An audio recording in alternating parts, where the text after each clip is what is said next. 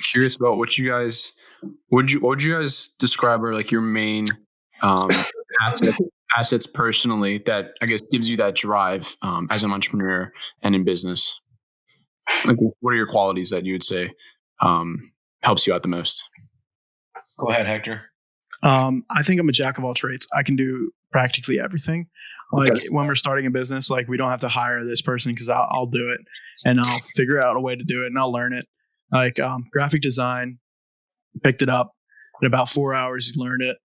Or just like how to use Photoshop and stuff like that, and like how to make a website, how to take pictures, do all these things.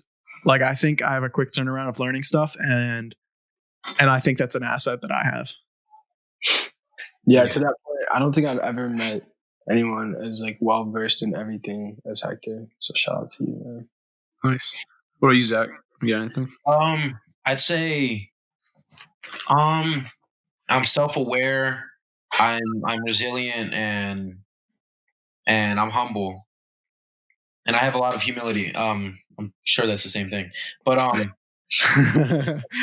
what I say is like for example, when I sold candy in high school, I didn't care about people's opinions. There was a lot of people talking shit, and I just didn't let it get to me. So that's where the humility comes in. And then I'd say in terms of resilience and self-awareness, I know what I'm good at and I know what I'm not good at. For example, I'm very analytical and technical. And to be honest, I know like EQ is important in life and in getting ahead, and it's probably more important than IQ. But I'd say I have more IQ than I do EQ, because there's times where I'll make a joke or I'll be sarcastic and say something offensive, and I would think that the other person is like laughing with me or they get the joke, but a lot of times I actually offend people.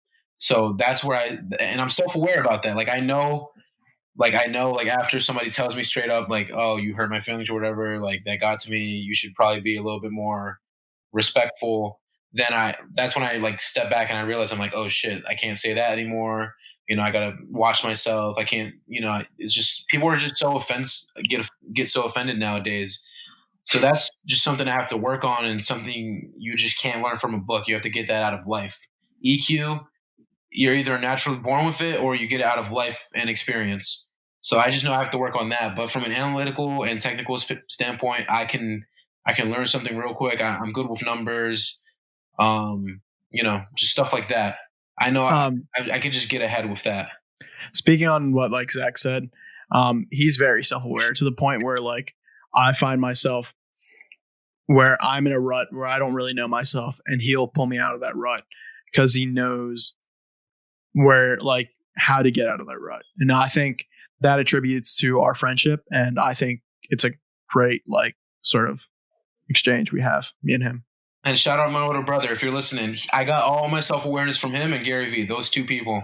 My brother would always like what Hector just explained right there. I would freshman, sophomore, and some of junior year, I would be telling my brother just stuff about life, and he'll like catch me and be like what are you talking about, man? Like, be more self-aware, like understand what's going on, Would you say you got a lot of those qualities from like your family? Like, in addition to your brother, but like anything from your parents or, self-awareness. I just say I get that from my older brother who has a different father.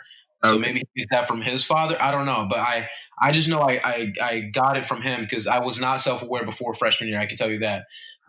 Everything I said, like I just didn't care, but I also wasn't self-aware of what I was saying. Like, and I didn't understand situations. And I couldn't read people when people just wouldn't want to hang around me. I couldn't read them.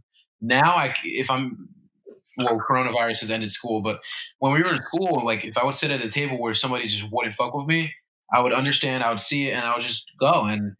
And I think that's another trait of mine is that I just don't give a fuck. If you don't want to hang out with me, that's fine. I don't have to hang out with you, and I don't hang on to people. I'm not clingy. Definitely for business, for sure.